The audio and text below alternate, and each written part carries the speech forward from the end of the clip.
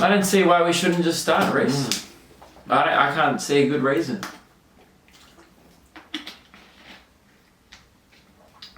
Right? You're already yawning. You're yawning and we haven't even started. The disrespect. Goodness me. Oh, I can't hear the music. That's why we couldn't start. Alrighty. You awake? You good? Yeah, I'm good. Yeah. You needed to have like a Red Bull or something. Or just be less bored. I think just do that. Be less bored of your job.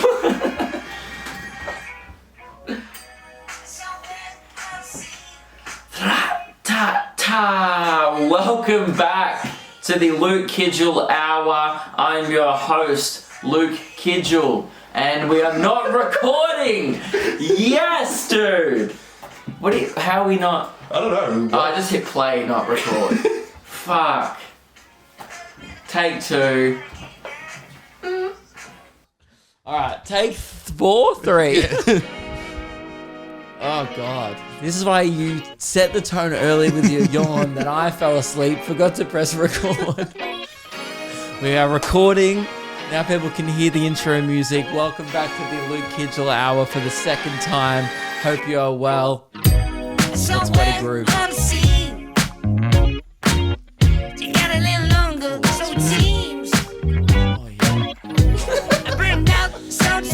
We should enter some kind of Olympic diving team because we are in sync, dude. Are we a boy band from the 90s? Hell yeah. Guys, welcome back to the Luke Kidgell Hour. I'm your host, Luke. What's up? My, what are you? Co-host? Not really. No, I wouldn't say You're like, who's the guy on Conan O'Brien who sits on the couch? Andy. Andy. Yeah. You're more like, you're more like the DJ on Ellen. Yeah. He just kind of like grooves and backs her up and usually fills a diversity quota, but you are just as white as me. Yeah, pretty much, yeah. But anyway, Reese is here. Welcome back. Today's buzzer was sent in by Kane to start the episode, and I've stuffed up the buttons again. Clear. Oh no. I don't want to clear it. What am I doing? Music. Home. Music. All right, Kane. God, imagine listening to this. That'd be everyone who's listening. All right, and to start the podcast in 3, 2, 1. It is time to eat ass. That was such a strong start. And then, what movie is that from? Is that? I don't know. Or someone's just recorded themselves saying it's time to eat ass. All right, munch up, ladies and gentlemen. The ass eating hour has begun. Get ready to lick some booty. All right, that's gross. Guys, we usually get the straw here. We say it in savory ways. Usually we say, drink my butt, not eat it. So, yeah, thank God all that start was off the record. Yeah. Otherwise, that'd be the worst start to a podcast of all time. The Geelong shows were awesome on the weekend. Thank you to everyone who came out. We did 2 shows in a regional town, which is crazy. And we put on a 3rd show on May 29th. If you missed out, I would love to see you there. Please come along. Probably shouldn't have done 3 shows. Should have probably just taken the win. Currently, I'm going to be performing to a half-empty theatre, so please attend. LukeKidgell.com if you live anywhere near Geelong. I would love to see you there. Also, Melbourne, the encore show is over half sold out already, so that will sell out, which is very cool indeed. So I'd love to see you there. And then we've got Adelaide this weekend. There's less than 40 tickets left. And then we go Wollongong, Sydney, Newcastle, and then Canberra. And Albury and Wagga, I missed out. Yeah. They're even sooner. I've done it all in the wrong order. Whatever. Check my website and more shows will be announced. Queensland and Perth are still being booked in. And maybe Tassie. We'll see. I don't know if there's enough demand. I'll be honest, I didn't sell that great the last time I went to Tassie, guys. So let me know if there's demand for a Tasmania show.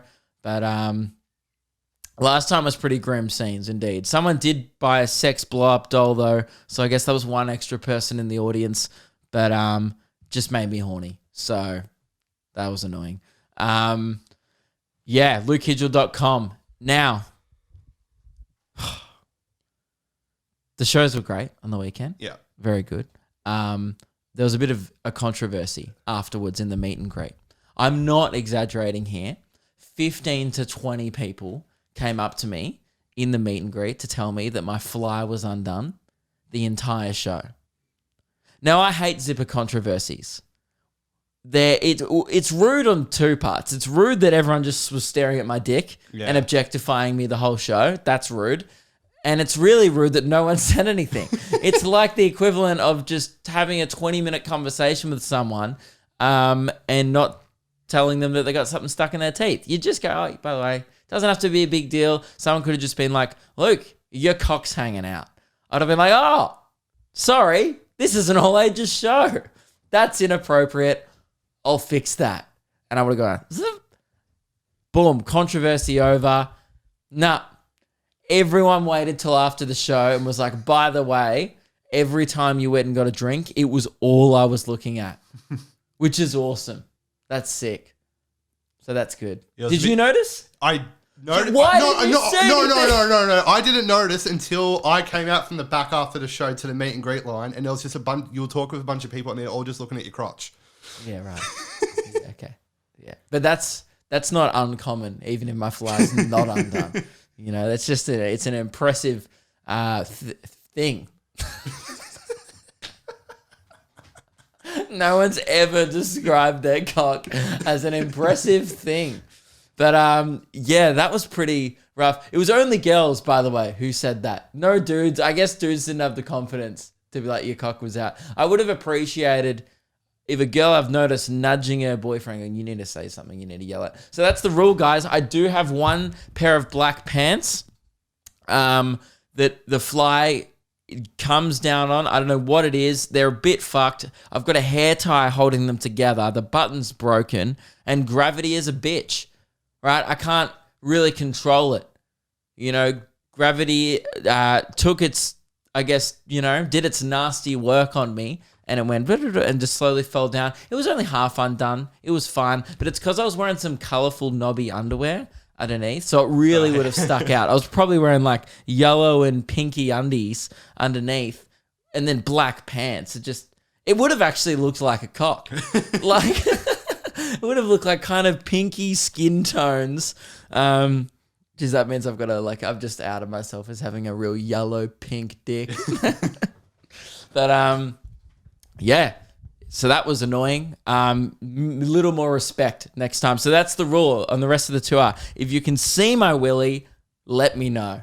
All right? Because I will admit, Meg did warn me about it. She goes, don't wear these pants on stage. The fly always comes down. You look ridiculous. And I go, yeah, I know, but it'll be fine. And then I tried to fix it a couple times during the day. And then I did just give up on it. So it's like 50% my fault. I knew that was going to happen. And then 50%, you know, I could have just kept on managing it throughout the show and it could have become a bit of a joke throughout the night.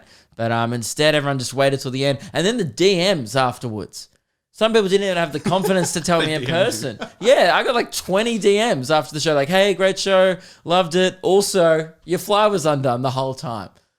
Sweet. So everyone noticed. There was only 100 people in the room. And I reckon about 30 people contacted me about it, either said it in person at the meet and greet or on Instagram. Yeah. And most people come in a group of two, which means they've talked about it. So I reckon about 80% of the crowd realized this throughout the show. So that's awesome, isn't it? That's great. So thank you for that. Good to be back out doing shows. And then afterwards we went also someone told me I look constipated when I smile. I have resting shit face. Think about that. Some people have resting bitch face. I have resting, I think I need a poo face, but I can't.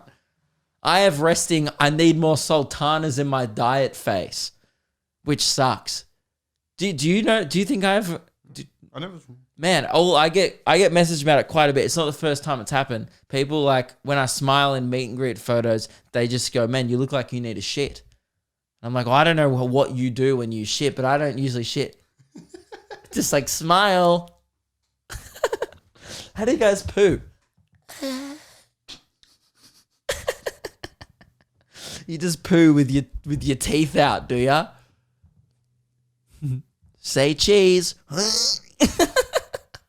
You savages. So anyway, I got absolutely roasted in the DMs on the weekend. I'm just trying to, I'm out here just trying to live my life, put on a great show for some regional Geelong folks, and then they'll mock my jeans afterwards. Fair enough, they're $30 from Cotton On, and they're literally being held together by a thread, which is fair. But yeah, so I have resting shit face, and that's cool. And also, we went out after the show because Devlin, who works with us on Luke and Lewis, helps out at the shows and stuff. He is from the Geelong area, so he's like, mate, we need to take you out for just a Geelong night on the town, the most Geelong night ever. And I was like, all right, let's do it. So we got home. We probably went out at 11, because after the show and stuff, you don't get back to your accommodation until like 10:45. Quickly, got changed, and then we went out and hit the town, and boy, oh boy. We first one we went to was his old work, and we almost got him fired because apparently he'd called in sick for the weekend and then was stupid enough to walk into his own workplace and be like, 4 beers, please. So that was awesome. And then we went to this little bar. I don't know if you're familiar with it. If you're in Geelong, it was called the Manhattan Bar. That was great. They have this deal. It was actually a cool thing. I've never seen a bar do this. It was $10 for a shit beer and a shit shot. And boy, oh boy, they came through on that promise. Very cheap. Good if you want to get fucked up. But boy, oh boy, the beer tasted like a burp. That's the only way I can describe it. It tasted like, when the aftertaste of munt, like when you vomited in your mouth? That's what it tasted like, the aftertaste of vomit, if it was in a beer. And that was sick. And then the shot was like a concoction of all the cocktails that they'd had throughout the night, and they just put it into one shot glass, like the syrup, tequila, rum, mix of black and white spirits, just pff. And then I did like 4 or 3 or something. And Reese was smart and didn't do one. I did one. No, I did one. Oh, you did one? It was gross, wasn't it? Yeah. Yeah, it wasn't good. It was kind of weird. And then it got worse because we kept doing it throughout the night. And then the closer it got to the bottom of their shot little thing, the stronger the tequila taste got. And but yeah, it was weird. I realized that firstly, I'm no longer a lightweight at all. I actually think I'm close to nearing no, I'm not flyweight drinker. I'm not a heavyweight though. I would say, what's the intermediate level of boxing? Middleweight. Sure, middleweight. Probably. I think I'm there because I didn't wake up hungover at all. And I'm not trying to this is weird to flex if you're, I'm good at drinking. It's not a really good flex. It just means I drink too much. It's very sad. But I think I had I worked it out. I had over 10 drinks in 2, maybe 3 hours.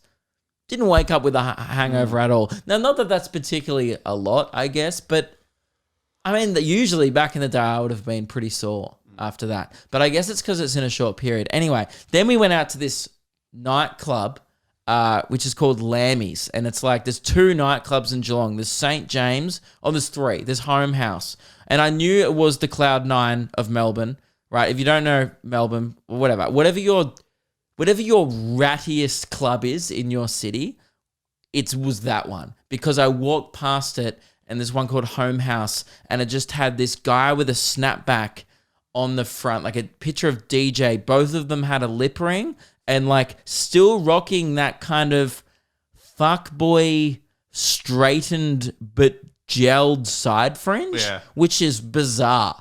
It's so aggressively 2008. And I've said it once in this podcast, and I'll say it again. DJs need to move on. 2010 happened. It was fine. It was, there was no Olympics, but there was a lot of shitty music. And then we moved on, and then they didn't. And they were going to keep the lip ring in for another 11 years. This lip ring? I'm going to ride it out for a decade. It's not a phase, mum. It's a fucking shit lifestyle. So that's what that club was. But we went to this underground one called Lammy's, and it was a den, not going to lie. I did they had lambs on the walls. Yeah, that was a nice touch. I guess they're called lammies. I get it. Just had some baby sheep around the place. Clubbing in regional areas is great. It was too loud, of course, but that's just me being an old loser. Like me and Reese were there, like, I don't know about this. They haven't even played one bloody song with lyrics in it. Yeah, this is, I don't know. And then there was pool tables in a club, which you don't really see in Melbourne clubs, which is cool. And then they had this drink. Devlin's like, man, you need to try this drink. Like, it's the most Geelong drink ever. It's a staple of this club. It's a $10 cocktail. It wasn't a cocktail. But again, they just call anything with juice in it a cocktail. They'd be like, oh, have you heard this new cocktail? It's called a Ribena. You'd be like, okay, cool, dude. So he's like, you got to try this cocktail. It's called a Mario Kart. And I was like, what? It's like, yeah, man. He's like, can I have 2 Mario Karts? And you were smart. And you were like, I'll just get a beer. Yeah. And you're, good on you. You bought a Furphy in Geelong, supporting local business in the local town it's from. But I was like, yeah, dude, I got to have whatever this Mario Kart thing is called. And when he said it, it shocked me that the bartender didn't laugh. A grown man was like, can I have 2 Mario Karts? Imagine if I just walked up to a bar and like, yeah, and also grab a couple of Banjo-Kazooies. Get me a GoldenEye and 1 Smash Bros, please. All right. What? And I was like trying to think. I was like, what's in a Mario Kart? And what does a Mario Kart make you do? If you drink like 3 Mario Karts, does it make you hate all your friends and throw a Wii controller across the room, right? Because you did Rainbow Road, right? Or does it make you feel like you're on a Rainbow Road? Just that's the vibe. Or is it full of that fucking squished up banana that you skid on, Or is it full of mushrooms? I had no idea what this drink was. Turns out, I think it's just tequila and apple juice or something. Yeah. But it had nothing to do with Mario Kart. So, guys, little underwhelming. When I was like, oh yeah, it's pretty good. Yeah, I had a sip of it. Yeah, it was pretty nice. Yeah, it was delicious. And then we hit the dance floor. And this was my favorite part. Because I've never seen Reese be more uncomfortable in my life. I just go, you are pretty out of your comfort zone. And then this is how out of his comfort zone he was, that he went, oh, get fucked. And then like an hour later in the car, I was like, no, look, you're right. I was pretty out of my comfort zone, but I was so out of my comfort zone that I wasn't in the position to admit that at the time. You were so off it. And he was really like, and I appreciate the effort. I think you thought you had to. I didn't care if you danced or not. I didn't want to be the guy who be like, nah, guys. Yeah, I thought true. I'd just get amongst it. True, because Devlin had like met some 2 Geelong dudes that he knew and whatever, and then they started dancing with us, and then Meg wanted to dance, and then Reese was like, well, fuck it, I can't be the guy not dancing. And Reese isn't like a dance guy. He's definitely a guy, and we've talked about this before, I think. Yeah. You're like the guy on the side of the party that's like, I'll probably just chill out over here, catch up with some people, and then I get the vibe that as people start to hit the dance floor through the evening, you just go and work your way through the people still on the side. You're still like, oh, well, I haven't spoken to Thinker for a while. It's just to avoid dancing. Or if your core group of friends hits the dance floor, will you go? I'll go, yeah. Yeah, but you're definitely not the instigator of grooves. No. But that's fine. And Reese is kind of doing these ones. Like, I don't know how to describe it for audio listeners, but like, imagine like some white man dad dancing with like a hint of, what? That was your constant look in your face. You're like, huh? And it was very loud, and it was good. We had a bit of a boogie, and I would say a pretty typical Geelong night out. And then we went to a kebab shop, and it was actually a lot of fun. Yeah, and one of those places, man, if you have any sort of TikTok or Instagram followers, I was going to say fame, but that's completely the wrong word. Fame is Brad Pitt. If you have any type of local Australian following, like what I do, if you ever want to feel famous for 3 hours, go to a regional KFC or a regional nightclub. And I've said it once about regional KFCs, but it was next level. Because it was like being in a regional KFC, but everyone's drunk and dancing, but just as dirty. And I am not going to lie, I was offended. Like it's lovely when people come up to you, oh my God, but it's never like, oh man, I love your podcast and huge fan of Tommy's like, are you on TikTok? Are you like, you do, and they don't even know how to say the word comedy. They're like, you do like funny stuff. And you're like, yeah, sure. And that's what happens. And it's lovely, but it's always very offensive when people, you've just done 2 sold out shows and you have a third one on sale. So there's extra room to come and people go, man, what the fuck are you doing in Geelong? You're like, oh man, I've just done a show. And they go, what? I would have come. And then I'm like, oh man, and then you go, that's all right. There's another one on sale. Then they go, oh, I'm fucking washing my hair that night, bro. I had one girl, she was like, pretty sure that's like around my mum's birthday. Sorry. And she's, anyway, can I get a picture of you on my Snapchat? And I was like, of course. And I'm always very nice to people, but it's so offensive how many people really like your stand-up, like what you're doing. Yeah. I had no idea you're doing a show. And I'm like, fuck, we need to really switch our marketing strategy. I maybe need to start just flyering in regional nightclubs. Yeah, maybe. But yeah, it was good. My new thing on a night out now is when I'm introducing everyone, I'm like, oh, this is Meg and this is Devlin, and I was like, oh, this is Reese Maston. And I always just tell people now that Reese is Reese Maston, and no one. It's disappointing for Reese Maston, I guess, because no one's impressed by it. But I think they're just confused because they probably like recognize the name but forget who Reese Maston is. And then I can't wait to the day when someone goes, seriously?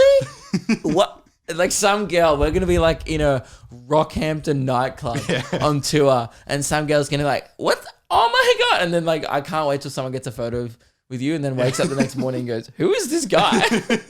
And why does it say I met Reese Maston last night on my Snapchat caption? Trust me, it's going to happen. Yeah, look forward to it. Because it's only a half lie. You are Reese. Yeah. He's not that one. I'm not that Reese, Yeah. It's kind of like if you say, oh, you're Luke Hemsworth, which is the third Hemsworth brother. If you were like, that's Luke Hemsworth, maybe someone, it's a harder sell. Yeah. You look at me and you're like, I don't think you're related to Thor. You are maybe related to Spider-Man. I don't think you're related to Thor. I'm not even related to Spider-Man. I'm more likely to be like a distant relative of Paul Rudd, Ant-Man. That's kind of my vibe. But yeah, it was a lot of fun. And then we finally hit let's play the intro. Ladies and gentlemen, we entered. You are now entering the Shred Zone. Gnarly. Kickflip. Ramp. Tony Hawk. 2 adults desperately trying to relive their youth. This is the Shred Zone. Zone. Cool echo. Just very long intro, that one. We entered the Shred Zone. And it was a lot of fun. I bought a new board during the week. I've already got a second board now. This is how into equipment I am. I am like a skater mentally, but my ability has not yet matched how much gear I own. I've got 2 boards. I bought a cruiser during the week, which is cool, and it's so good. It's very smooth. And I still got the other one. And we went to the Port Arlington skate park first, and there was this 12-year-old there, and he was sick. Like, he was actually sponsored. He'd been to Bali to shred before. Yeah. He was awesome, and he was like giving us tips, and he was like trying to teach us how to ollie.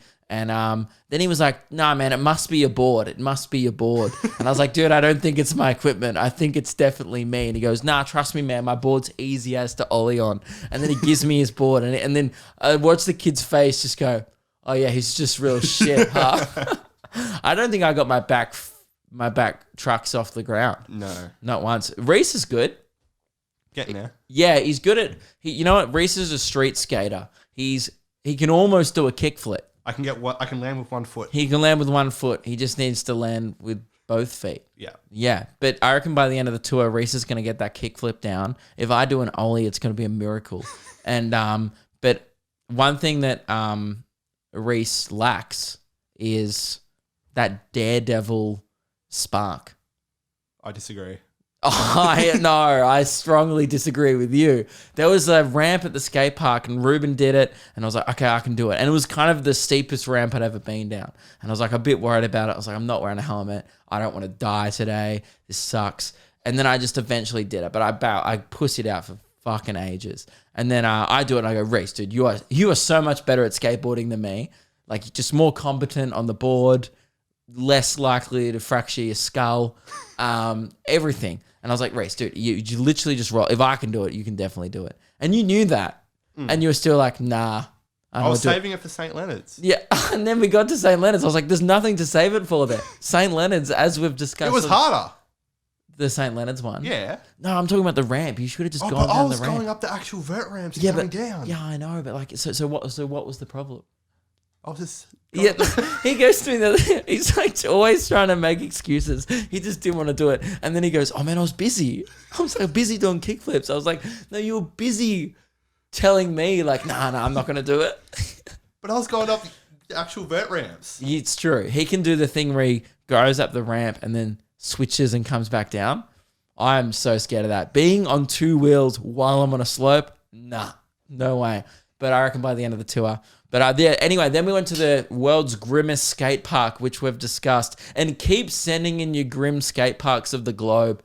We could make some kind of map or something. Or like maybe some kind of, attempt at a BuzzFeed article. Just like ranking the top 10 grimmest skate parks. Or something like that. Or maybe we make like a video if we go to a mall. We'll try and go to some around the country. Like if let us know if there's a grim skate park in Adelaide.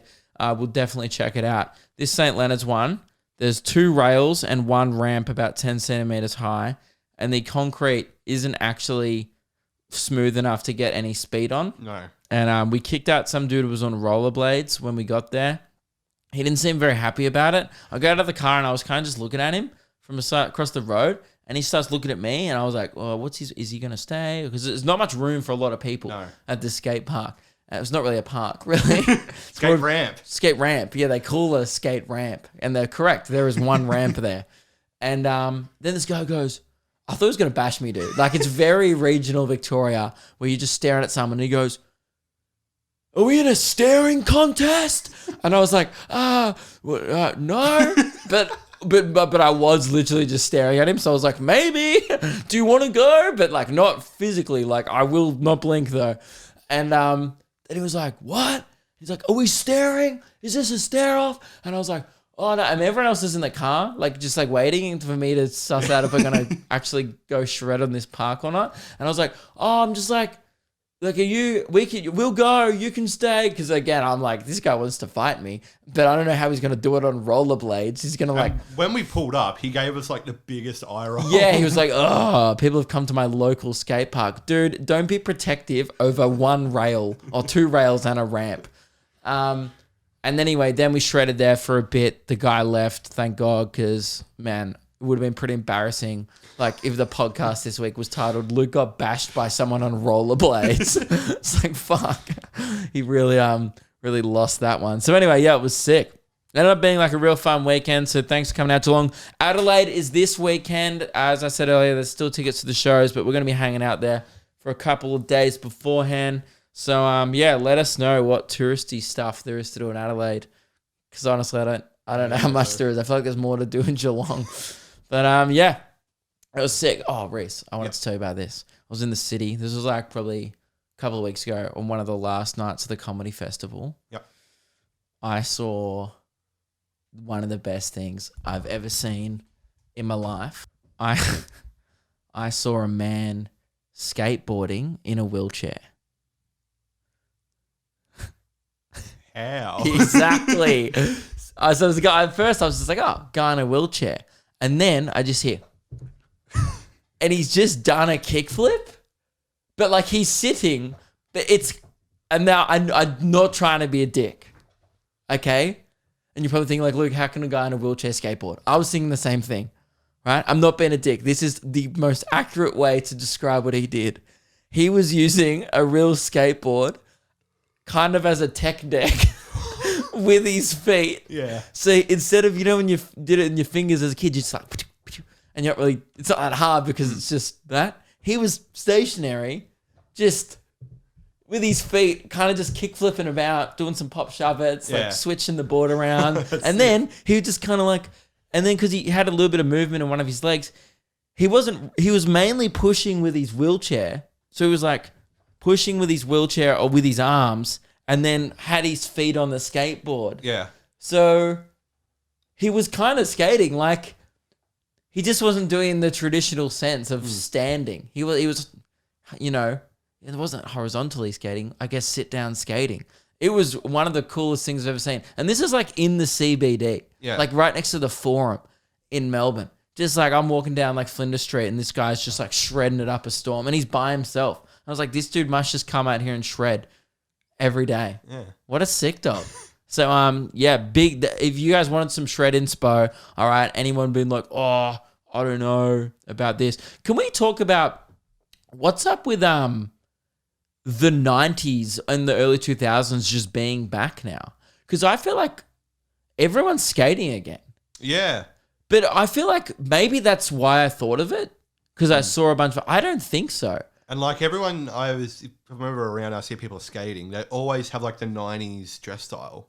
Yeah, everyone like, and even the girls, like my Meg's friends, when like I went out with a bunch of Meg's friends for one of their birthdays, and all her friends who are girls are like dressed like they're in a Fast and Furious film.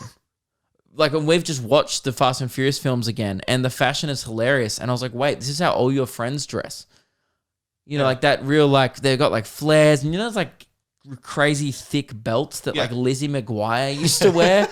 And it's like all back. And then the guys are like walking around the city during the comedy festival. Seems to be so many more people skateboarding. And I feel like I don't think we started this whole arc and skateboarding journey because of that. We used to talk about it quite a lot. We did, yeah. For like 6 months. Like we'd be like, we should skate. And this was ages ago. This was like probably mid last year during COVID. Yeah. Because we were playing, I think it started because I was just playing Tony Hawk a lot. Yeah. The game. And I was as well, yeah. And then we were both just playing the game a lot. And then we were like, oh, he was like, I used to skate. And I was like, oh, I did it for a summer. It would be fun to get back into. And now it seems like it's just become this massive trend. And it's not, the 2000s wasn't a period that's like fondly remembered as particularly cool. No. Like when you watch like a Fast and Furious film and you see Ludacris with an afro wearing like white overalls, you don't think like, fuck dude, that comb in his pocket, that's awesome. Not at all. It's just like, it was one of those weird periods where it was like the future at the time. They were like trying to be they were kind of just trying, like they put neon under their cars. But it didn't matter, like, because they just invented neon. You know what I mean? They're like, you can put it under your car. Yeah. It's like, now everyone's like, why would you do that? That's so dumb. But it was just this weird phase where, yeah, I guess Limp Bizkit were cool, which is fucking wild. You know? I'm going to cop shit again. I tried System of a Down on Luke and Lewis the other day, and everyone got so angry. And because I just said their music sucked. And then I was just saying it just so we get comments, and because you got to play the game. And I've never even heard one of their songs. What about Chop Suey? Well, yeah, and then people were like, "What about Chop Suey?" And I was like, "Oh yeah, that one where it's like, yeah, dude, that whole period in the early 2000s, and it might make some old people mad, probably just Whitey and like 3 other ancient people from my Discord, but." That whole period in like the 2000s of like, I think it's called new metal. Yeah, new metal. Yeah. It's like kind of what Linkin Park came out of. Yeah. But I guess like they were probably influenced by like, I don't know, like bands like, was it like Korn and like Slipknot, Slipknot, System of a Down, I guess Limp Bizkit were in this kind of poppy part of it. It was just like weird, like where they're like pop punk was always like fun, and like Blink-182 were like very self-aware and silly and stuff. And then like there was this other thing like where, you know, why do all the bassists of those bands have a goatee? You know, and then why do all their fans dress like the bassist? You go to like, you watch like an old, you know, like music festival clip of System of a Down, and it's a bunch of like dudes wearing like Iron Maiden t-shirts, Yeah. but then they've got like some 2000s energy to them as Yeah, it's well. still like that. Like I've been to a Slipknot concert and people are like, That's so funny to me. Like, I don't know, that's just so funny. Is that not hilarious? Just a bunch of dudes like going, we're not really tough enough to do a wall of death, but I will like, punch you in the face to chop suey. It's hilarious. Anyway, I just feel like the 2000s is back yeah. in culture, and I don't know if it's good. Like, I guess it's cool. I think it's TikTok. Because, like, it's almost like these kids coming up now, like, they're 16 and stuff. They weren't born in the 90s. Not that I particularly was a 90s kid. I hate when people my age go, I'm a 90s kid. I'm like, dude, I was 4 in 2000. I'm not a 90s kid. I don't remember anything from the 90s. Yeah. At all. I have like 3 memories from the 90s. One of them was juggling with my grandma, right? One of them was like, sitting on my friend's head with a beanbag in kindergarten. That probably would have been in 2000 anyway, or 99. I don't have I have like 4 memories from that decade. You can't be like, I'm a 90s kid. But yeah, you were born in 97, weren't you? No, 96. Oh, you're about the same age? I'm just 6 months older. Yeah. 6 months. Yeah, 6 months younger. Yeah. Yeah, cool. I always forget You this. always- Not even, it's like 3 months. Yeah, July, yeah. Yeah, July. It's not. I'm always like, man, I'm so mature. I'm not. You're way more mature than me. But and what was I saying? Oh yeah. Anyway, whatever. It's just like I feel like it's on TikTok now. That really dictates trends and culture. Anyway, I don't know where I'm going with this, but Reese is like, move on, champ. We're done here. All right, your trust system of a down, and now the podcast is going down, just like the prices at Coles.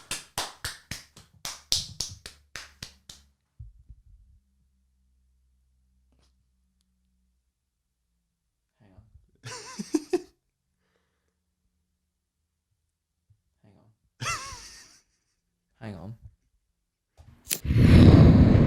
Epic. Ouch. Spam my own podcast.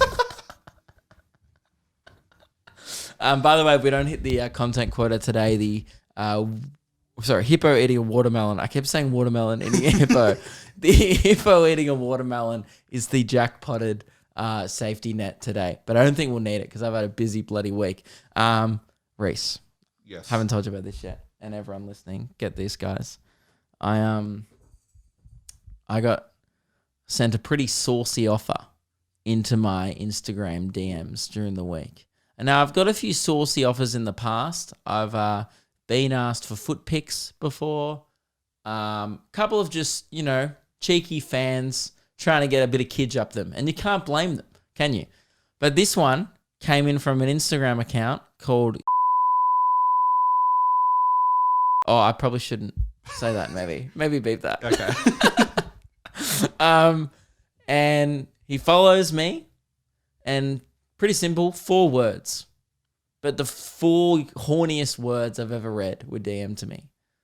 Sell your used socks, ? Now, at first, I laughed it off, didn't reply. Then I thought, this is pretty funny. So I replied with, how much for? What's the going rate for a used sock? What do you reckon it would be? Oh. Because they've replied this morning. I don't know. $30 a pair. Now I'm trying to figure out, I guess, how high my standards are. Yeah. I'm trying to now, I've never thought about this. I've never looked at one of my socks that was about to be put in the washing machine. I've never been like, what would that go on the horny black market?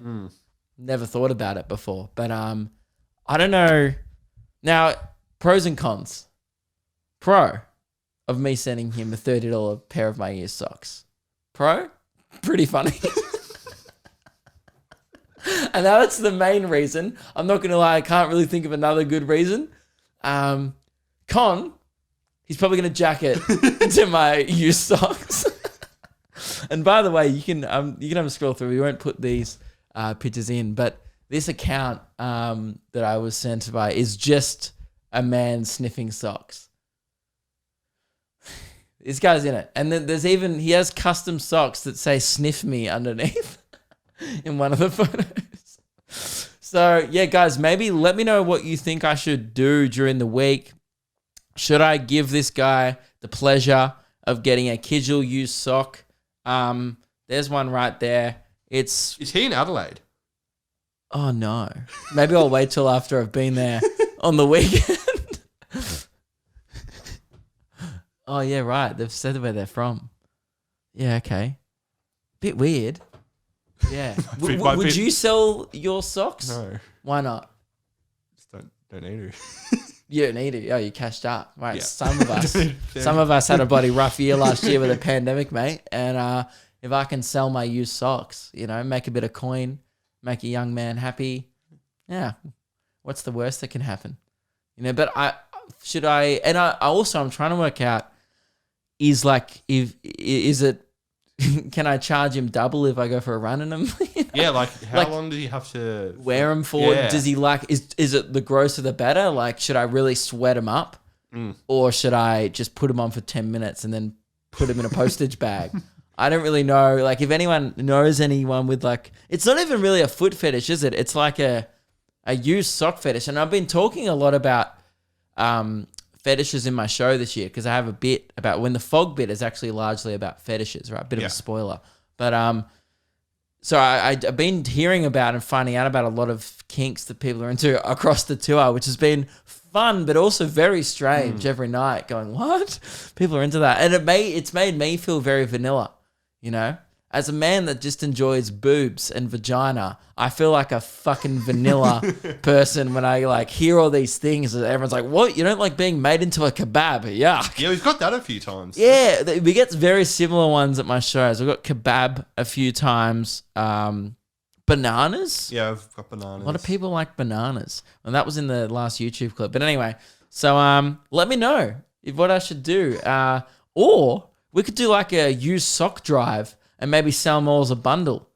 Ooh, yeah. I don't really want to be collecting my fans' used socks. Actually, no, scrap that idea, guys. We're not doing it. But maybe if the guy's interested, I could tee him up. I could be his sock pimp. And I could tee him up with new clients, Yeah. If, a few people are unemployed right now, a lot of people that come to my shows are very unemployed. Seems like the vibe. So, yeah, just I could help make you a few bucks. Just got to get on a Kmart, buy a fresh pair of sockies, run around in them. And maybe I could label them as went for a run in these ones, had a shred. Who knows? But yeah, make sure you beep their name out, please. That's pretty rude. They may want to be an anonymous used sock person. But yeah, great. Guys, something bad happened to me. Not that, by the way, that was sick. But something That was sick. that was very funny. What happened to me? Oh yeah, I was driving home from my shows one night, and I didn't get to talk about this last week because we did Jared's episode, which, by the way, I got so much good feedback. Thank you all very much for listening to the Jared episode. You guys seem to love it, so that's so cool to hear. If you haven't checked it out, definitely go listen. It was one of the best episodes we've done in ages. So yeah, what was I going to... Oh, yeah. I was turning out a busy street. If you know, it's Victoria Parade in Melbourne onto Hoddle Street. And car just went up the back of me. I'm stationary still. It was 100% not my fault. I'm still just with my indicator on, ready to turn left. And then she just crashed and the whole car lurches forward. Some car's gone up me probably at about 40 kilometers an hour. It was pretty bad, and the dent in the back of my car is huge.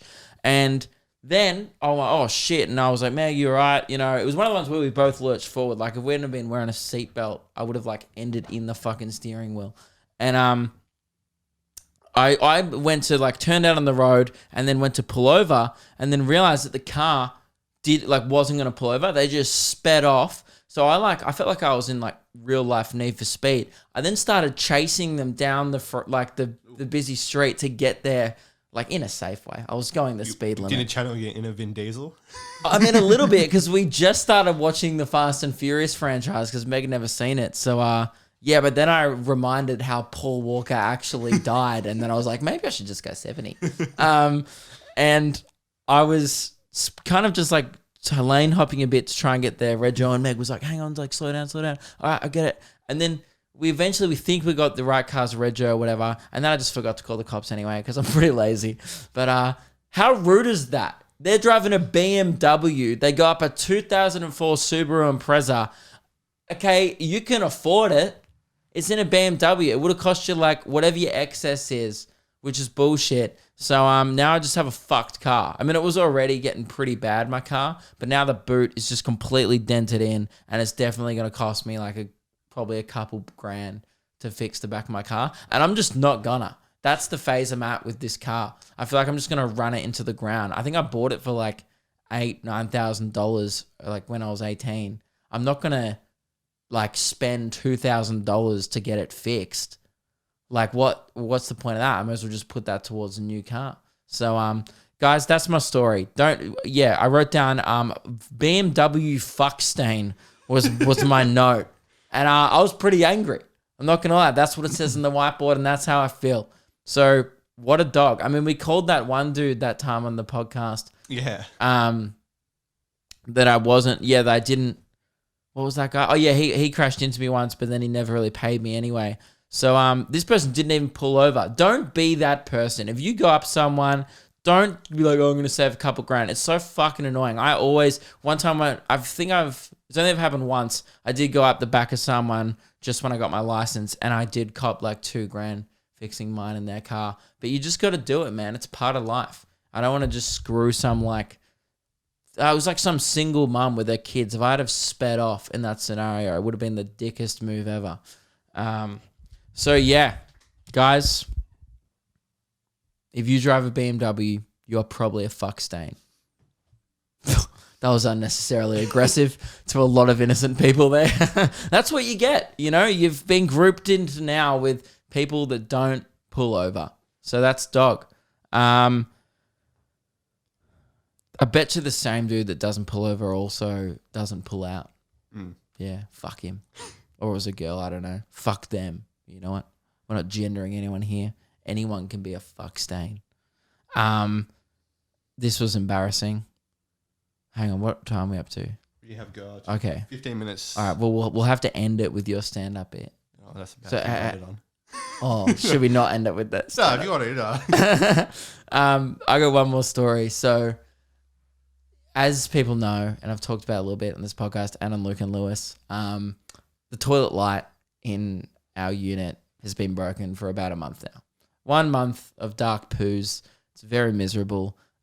Reese has been staying over. You've probably had many dark wees. Yeah. It's pretty annoying. I've got a hectic aim going. Yeah, you just have to kind of use your phone light or turn on the bathroom light and leave the door open. There's no real way of going about it. It's mainly a phone light situation in there.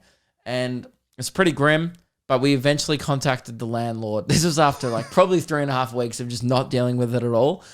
And then he came over, for that, and he's like, fine, all right, we'll get an electrician. Still hasn't been fixed. It's still dark. I think it's nearing week 5 at the moment. And that's fine. And then the driveway is a bit messed up as well. My car keeps bottoming out on it. Every time we left for the show during the festival, everyone in the car would just be like, and then my car would go, and then it just goes, dum as it comes out. And that's every time I come into and leave my house. It just fucks up the bottom of my car. The resale on my car at this point is going to just be the scrap metal. It'll be maybe $800. It'll be pretty grim because I've just really driven this car quite literally into the ground every single day. And then we were also like, oh, come over and our heater's not working. You know, we haven't used it all summer. It was finally getting a little bit cold again. That's what happens mid-April, May in Australia. Starts getting chilly again. So we went to bust out the old heater the other night. Wasn't working. The pilot light would go on and then the fan would just turn off. Like it would start warming up and then it'll go and just turn off. I was like, this is crazy. And I was like to the guy, and this, you know, and I'm the man of the house, right? Which is embarrassing for our house. Because there's really, Meg's probably the man of the house. She's probably a better handyman than me. I'm pathetic, but I still have that part of me as a male. I don't know what it is. It's some caveman instinct where if a guy who comes around to do handyman, you have to kind of stand next to him and be like, oh yeah, I would have done that, but I just, like you have to sit there and justify to yourself and the guy why you aren't good at being a typical man. And this guy came around and I was like, yeah, look, man. And I was real proud of myself because I'd taken off the lamp shade, like the light cover in the light. And I was like, oh, yeah, I've already taken the light off. And he's like, did it just unscrew? And I go, yeah. I was like, but I had to stand on a chair. So that's something.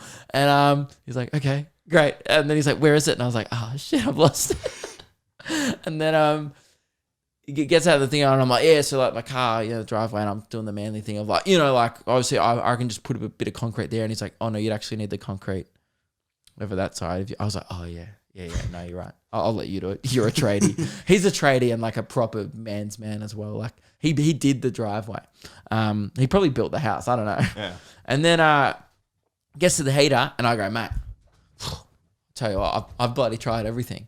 I don't know what we can do. Like I've just, I've the pilot lights on. I've tried a bunch of different stuff, and he goes, yeah, right. So he did it. He puts it on, and then it, sure enough, it turned off. And I go, see, it just turns off. The thing's screwed. And he looks kind of down on the ground and he goes, did you try plugging the power plug in? And it's just dangling on the ground. And I went, no, I didn't know it was electric. And then he goes, oh, what? So he was like, it's 7 p.m. You've kind of maybe come around mainly to fix the heater, have a look at the light, and have a look at the thing, and it's just not plugged in. And I went, yeah. And Meg's looking at me like, you are a pathetic man. Like Meg's just going like, oh, like, yeah, we must have. Meg's trying to like make excuses for me. And I'm like, just stop. All right, this is embarrassing for both of us. All right, we just have to plug it in. And then on Luke and Lewis, I started blaming you, which I didn't mean to. Lewis was like, why did you even unplug your heater? And I go, because like Reese works near the heater. And during summer, he would have just plugged his computer into that. And so I fully blame you. Yeah. Yeah. So next time landlord comes, I'm like, sorry, man. This guy I have is constantly unplugging the heater. I remember doing it. It was 100% me. But so that's how I'm going. I just wish I was that guy. I'm not the manly guy. I'm a bit of fun to be around. I'm a lot of fun. But if you have a problem with your heater, I'm not your man. All right. If you need a problem with your driveway or your toilet light, I'm just gonna probably put it off for a month. So all right, Reese. Last week you had I set you a challenge over the festival because we were just talking about it in the car a bunch, and I was like, do you think you could write a bit of stand-up comedy if you tried?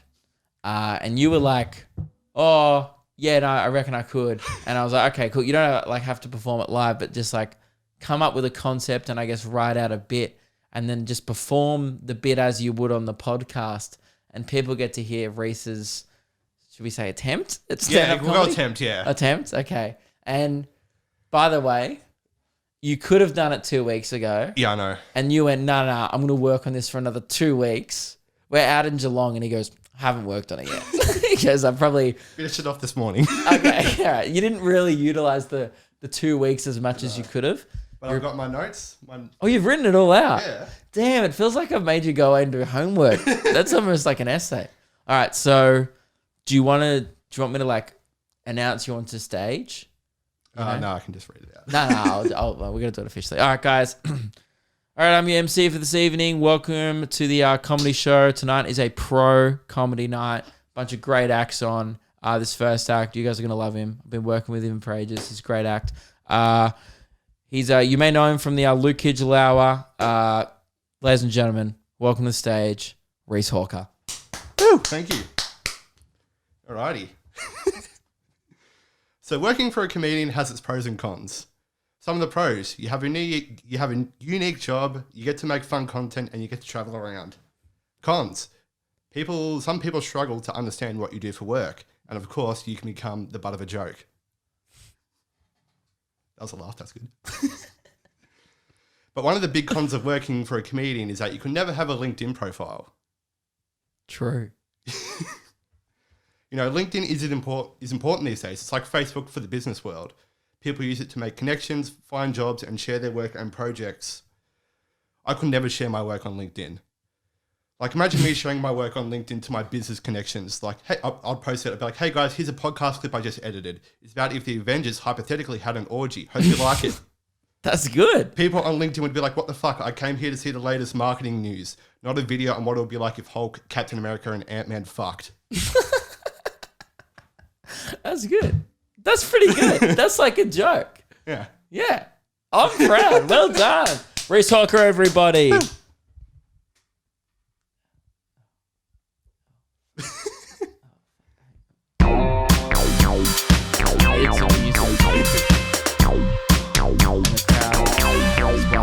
Yeah, that's not bad. Cool. Yeah, I'm impressed. Yeah, because when we asked Keelan to do it, he just said stolen D's nuts jokes and then kind of half-assed told a story about him wanking on a floor. Yeah. And you've actually gone away and been like... No, because how I came up with the thing was some of my mates were talking, they're all on like LinkedIn and they were talking about it, and I just came up with, they were asking... Oh yeah, you couldn't post yeah, it. they're just like, oh, why don't you have an account? I'm just like, oh, don't need it.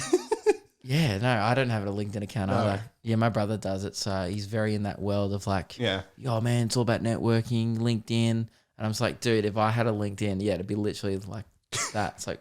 Here's my latest dick yeah, joke. that's pretty funny. That's a good premise. Damn, Reese. I'm impressed. Well, give it up for Reese, everybody.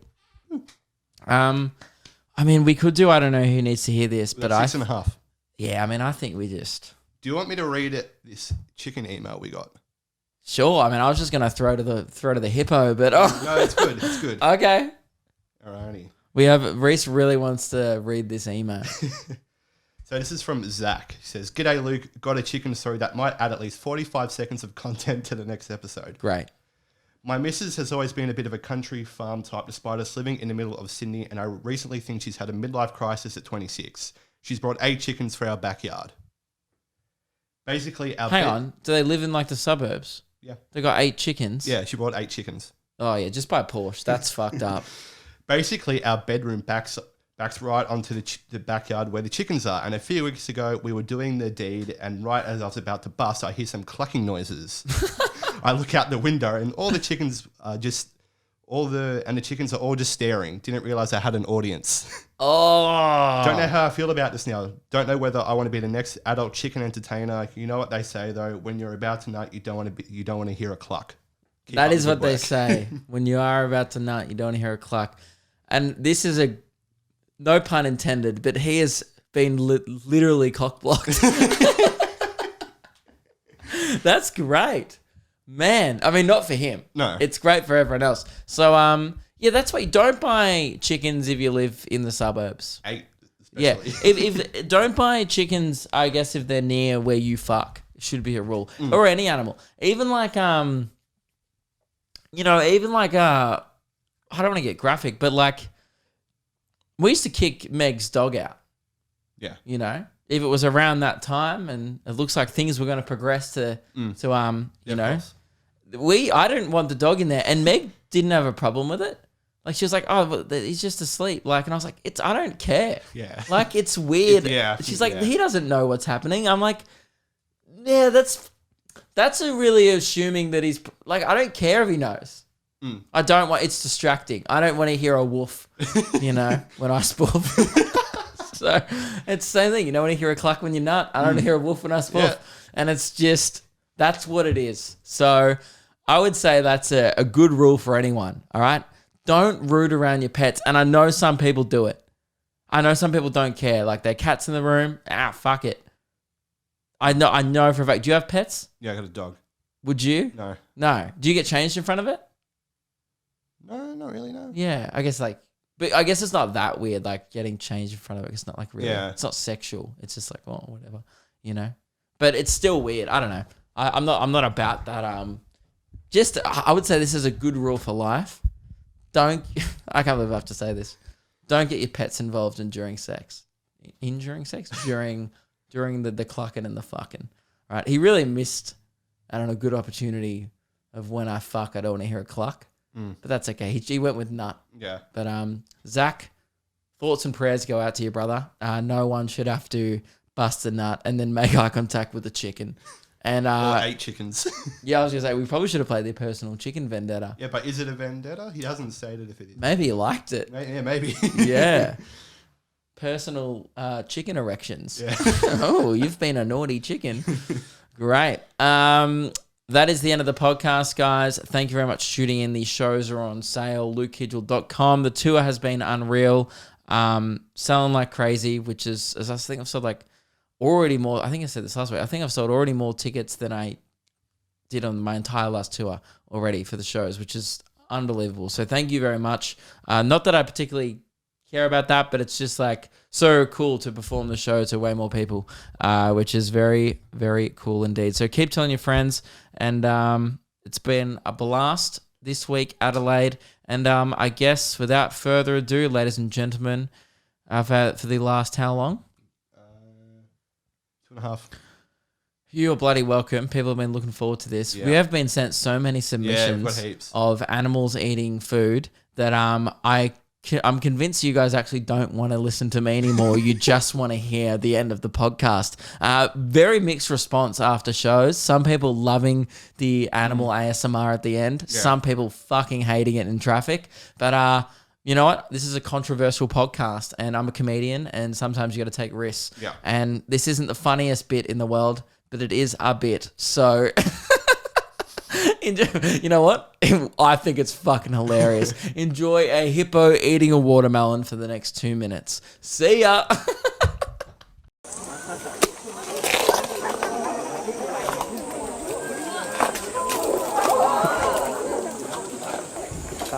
Hi, あげます。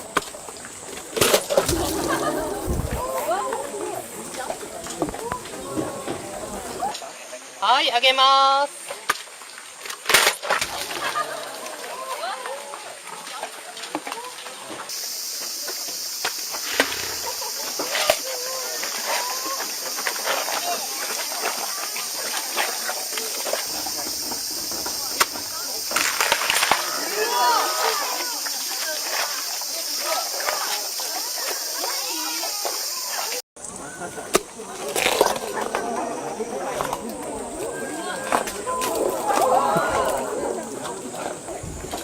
はい、あげます。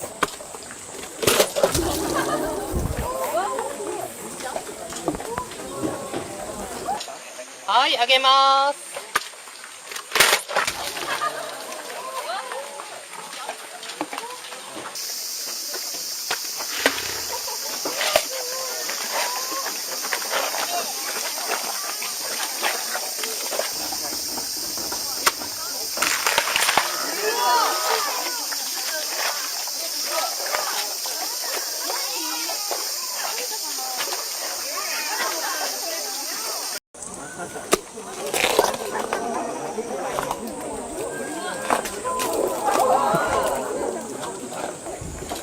はい、あげます。